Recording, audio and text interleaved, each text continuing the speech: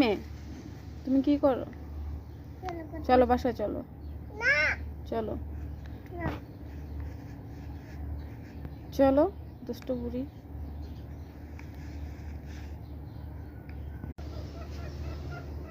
আম্মু চলো বাসায় চলো। চলো মা, আমরা বাসায় যাব না? হ্যাঁ, আরেকদিন এসে খেলো। চলো মা, চলো না। বালি এখন খেলে না তো, আবার পরে খেলো বাবা। চলো মামুনি, চলো না মা, আরেকদিন খেলো।